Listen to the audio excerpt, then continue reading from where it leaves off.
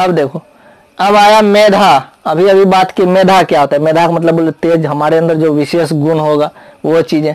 तो मेधा का अर्थ हो गया ऐसा शक्ति जो हम भय से रहित हो। क्या किसी से रहित हो? भय से रहित हो। तो मेधा उसी को बोलते हैं जो भय से रहित होता है ना। मेरे अंदर, सब बच्चे के अंदर गुण होता है कहीं पर 2 लाइन बोलने का। अपने घर में सब बोलता है, पूरा डिंग हाँकते रहता है, लेकिन 10 आदमी के सामने बोलने के लिए बोल दो तो लगेगा कि भूल गया कुछ चीजें। क्यों ऐसा होता है? क्योंकि वह अपने मेधा यानी शक्ति को नहीं पहचान पाता है। तो मेधा हमको क्या करता है? शक्ति, ऐसा शक्ति है जो भय से रहित होता है, बिना भय का होता है, जो स्वतंत्र चेतना के साथ जीवन में सत्य की खोज कर सके। वास्तविकता क्या है ना। अब जैसे देख लो, आगे की बात करें, मेधावी कभी भयभीत नहीं होते हैं। जो जानकार होता है, जो समझदार होता है, वह कभी डरता नहीं है किसी चीज से, उसको पता होता है वास्तविकता है कि नहीं।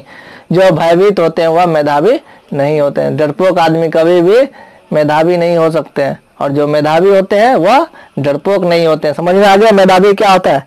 तेज तर्रार, विशेष गुण वाला व्यक्ति, वो चीजें।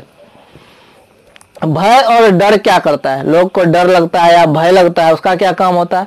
तो लोग क्या होता है, सबसे पहले तो वह किसी न किसी कारण से भयभीत रहता है कि नहीं। एक लड़का होता है, यदि नहीं पढ़ता है तो उसको परीक्षा में फेल होने का भय रहता है कि नहीं। यदि घर में खूब सोते हैं, खूब खाते पीते पढ़ते हैं, तो टीना, पक्का के ऊपर में टीना डाल दी है तो डर रहता है आंधी आएगा तो वो कहीं उड़ न जाए, उसका भी भय रहता है। तो आदमी कहीं ना कहीं किसी न किसी कारण से क्या होता है, डरा हुआ रहता है। जैसे तुमको भी आज डर है, बिछावन साफ नहीं किया, क्या नहीं किया है तुम, तो तुमको आज हो सकता है वो बोले, तो मन में डर है थोड़ा बहुत, कहीं जाकर के ये घी डाल दो उसमें तो और मजा आ जाएगा। फिर कार्य करने में स्वतंत्रता नहीं होता। जो डरपोक होता है वह किसी भी काम को अच्छे तरीके से नहीं कर पाता। अभी बोल रहे कि बंटी और सोनू खाना खिलाओ, कोई मेहमान सब आया है, तो अब दोनों सोचे क्या क्या करें, बोलेंगे पानी लाओ, तब पानी लाएगा, अपना समझदारी गायब, है ना। तो वो चीजें क्यों? क्योंकि अंदर भय है, डर है कहीं। सदैव चिंतित रहना, और जो डरपोक होता है वह क्या होता है, हमेशा चिंता में बना रहता है। दुख पहुंचाने वाला घटना घटित होना, और जो डर समाया रहता है जिसके अंदर, वो क्या होता है, कुछ ना कुछ घटना घट जाता है। क्या होता है? कुछ ना कुछ घटना घट जाता है जब डर रहता है मन में। भयभीत होने पर अपने में सिमटते हैं। भयभीत होने पर क्या जाता है, हम अपने में सिमट जाते हैं ना। सीखने, निरीक्षण करने तथा सत्य की खोज करने की शक्ति छीन हो जाती है। जैसे देखो, जो व्यक्ति चिंता करता है, जो व्यक्ति टेंशन ले लिया, सोच रहा है क्या नहीं, अब उसको उसी चिंता हो रहा है उसी चीज का, आगे और कुछ सोच ही नहीं पा रहा है वो, और क्या करना है, बस उसी चिंता खाया जा रहा है वो चिंता उसको। तो जीवन में चिंता और भय क्या कर दिया, जीवन को कुरूप बना दिया, बेकार बना दिया। लगभग आदमी के मन में क्या होता है, चिंता ही होता है। संत के मन में भी चिंता होता है। किसके मन में कौन सा चिंता होता है, आगे चर्चा करेंगे, बहुत सुंदर से लिखे हैं, ठीक है। तो भयभीत होने पर जिंदगी क्या होता है, सिमटते जाता है, सीखने का क्षमता कम हो जाता है, सत्य का खोज तो दूर दूर तक नहीं कर सकते हैं, है कि नहीं, क्योंकि इतने उलझे रहते हैं, सही और गलत का फैसला क्या कर पाएंगे, नहीं कर पाते हैं। तो ये चीजें जीवन में चिंता और भय क्या करता है, जीवन को बर्बाद कर देता है, कुरूप बना देता है।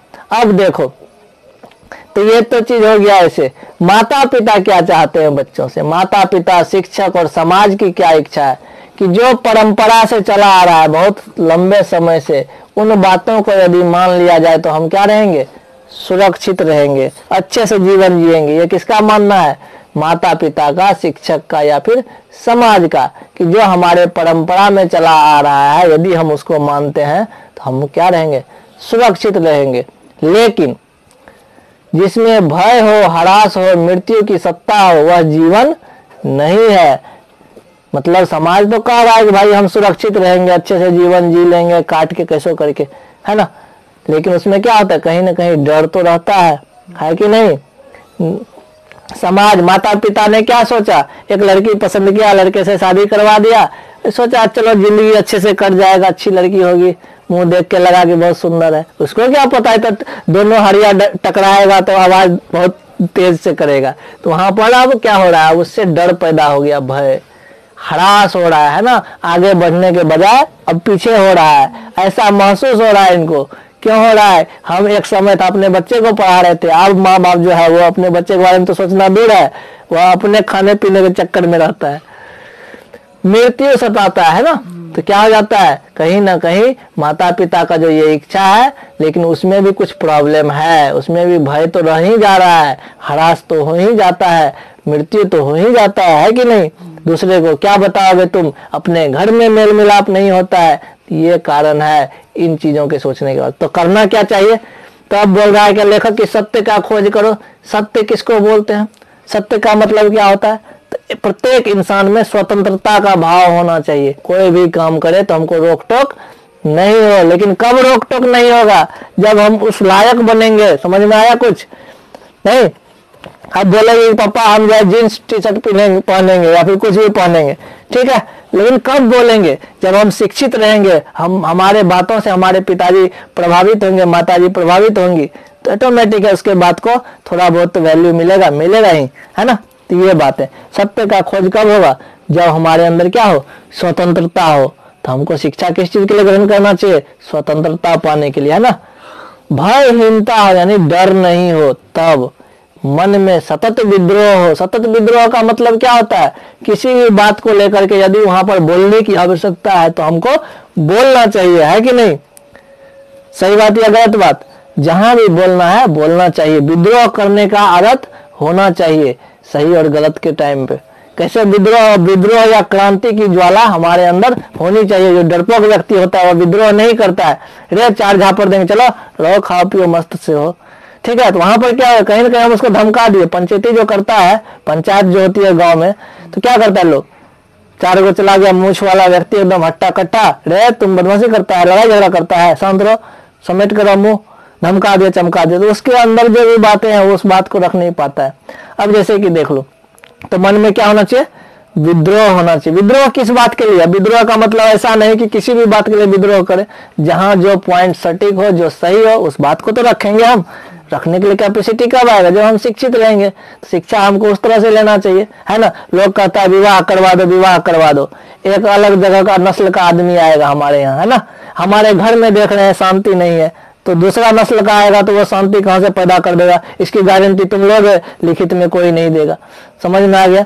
तो यानी क्या हो गया, प्रत्येक व्यक्ति के मन में सतत विद्रोह की बातें होनी चाहिए। सतत विद्रोह कब करेंगे, जब कोई बातें मैच नहीं करता हो, है ना। जहां लगा कि बोलना चाहिए वहां जरूर बोलना चाहिए, है ना।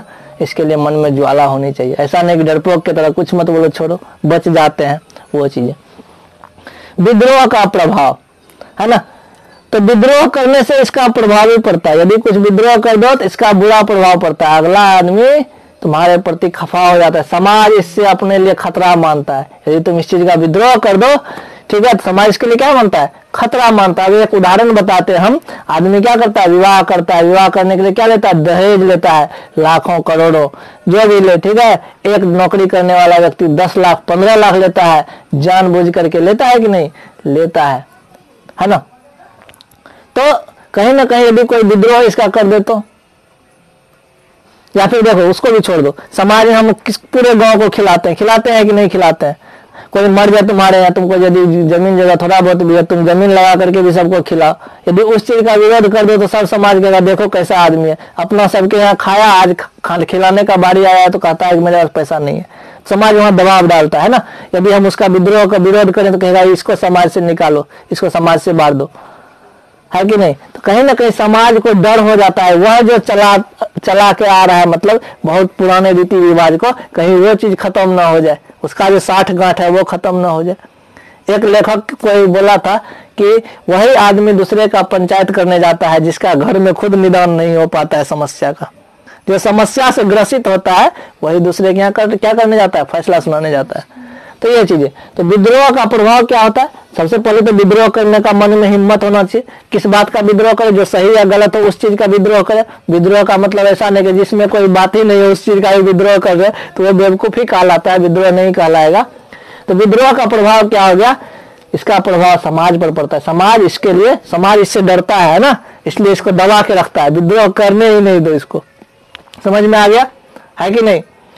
विद्रोह से बचने के लिए आपको स्वतंत्र होने ही नहीं देता है। तुमको स्वतंत्र होने देगा तब तो नहीं देगा स्वतंत्र होने, है कि नहीं। एक बच्चा है, ठीक है, एक बच्चा है, किसी बच्ची से बात करता है मान के चलो, ठीक है, तो उसको लोग इस समाज में क्या कहता है, खराब है, हाँ कि नहीं? और एक मोहर लगा दिया विवाह, ठीक है, दूसरे लड़की को पकड़ के ला दिया, बेटा रखो, वो सही है? किस आधार पे सही है? फिर तुम्हारे सोचने या न सोचने से ही ये सही या गलत होता है कि नहीं? तो कहीं ना कहीं ये क्या है, विद्रोह से बचने के लिए इस चीज को दबा दिया जाता है, तुमको बोलने ही नहीं दिया जाएगा, तुम दब जाओ, बात खत्म है, समाज का अपना रीति रिवाज चलते रहेगा। हाँ, ऐसा नहीं है कि समाज में हर चीज गलत है, बहुत चीज सही भी है, बहुत चीज में कुछ ना कुछ सुधार होना चाहिए, ये चीजें। अब देखो विश्व की स्थिति क्या है, विश्व का ये वास्तविकता है पूरे दुनिया का, क्या है, अपने अपने महत्व की स्थापना के लिए विश्व के लोग संघर्षरत रहते हैं। मतलब क्या हो गया, सब अपना पहचान बनाना चाहता है ना, भाई भाई में भी लड़ाई क्यों हो जाता है, सब